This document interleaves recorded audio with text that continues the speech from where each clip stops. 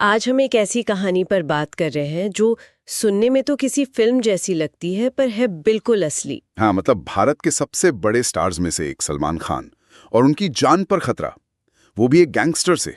Lawrence Bishnoi, ये नाम आजकल काफी सुनने में आ रहा है। तो आज हम इसी मामले की तह तक जाने की कोशिश करेंगे। हमारे पास जो जानकारी है उससे इस पूरे टकराव को समझने में मदद मिलेगी। बिल्कुल। और ये सिर्फ बॉलीवुड की गॉसिप नहीं है, इसमें कानून, समुदाय, आस्था और ऑर्गेनाइज्ड क्राइम सब कुछ जुड़ा हुआ है। तो फिर शुरू कहाँ से करें? इस दुश्मनी की जड़ क्या है? ये सब शुरू हुआ था 1998 में, राइट? बिल्कुल। साल 1998 फिल्म हम साथ साथ हैं की शूटिंग चल रही थी राजस्थान में, कांकानी गांव। और वहां पर सलमान खान पर वो काले हिरण के शिकार का आरोप लगा था। 2 काले हिरण। एग्जैक्टली।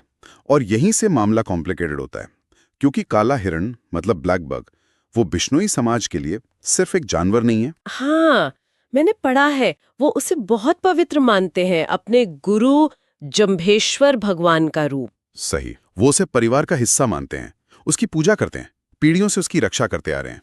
और लॉरेंस बिश्नोई वो इसी समाज से है। हाँ, लॉरेंस बिश्नोई खुद बिश्नोई समुदाय से आता है, तो उसके लिए या उसके नजरिए से कहें तो ये सीधे सीधे उनके धर्म और उनकी आस्था का अपमान था। अच्छा, तो ये उसके लिए पर्सनल मुद्दा बन गया। धर्म के अपमान का। हाँ, और लॉरेंस बिश्नोई कोई आम आदमी तो है नहीं जो बस नाराज होकर बैठ जाए।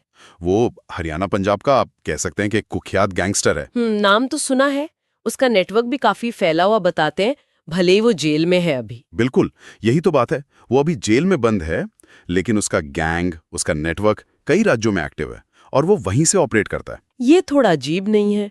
मतलब जेल के अंदर से वो इतने बड़े सुपरस्टार को धमकी दे रहा है। अजीब है, लेकिन ऑर्गेनाइज्ड क्राइम की दुनिया में ये होता है।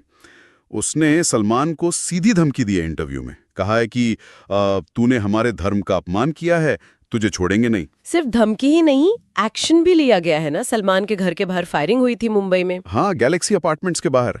और फिर वो धमकी भरे ईमेल्स भी भेजे गए। उसका साथी है गोल्डी बराड़, जो सिद्धू मूसेवाला केस में भी मेन नाम है। ओ हाँ, सिद्धू मूसेवाला, वो केस भी बहुत बड़ा था। हाँ, तो गोल्डी बराड़ और लॉरेंस ने मिलके सलमान को अपना टारगेट बताया है।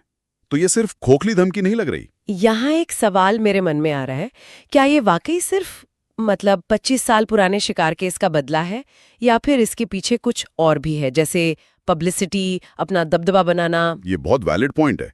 देखिए, लॉरेंस हमेशा धर्म और समुदाय के अपमान की बात करता है। वो कहता है कि वो अपने समाज के लिए लड़ रहा है। हाँ, लेकिन ये भी सच है कि जब वो सलमान खान जैसे इतने बड़े नाम को धमकी देता है, या सिद्धू मूसेवाला जैसे सिंगर के मर्डर में उसका नाम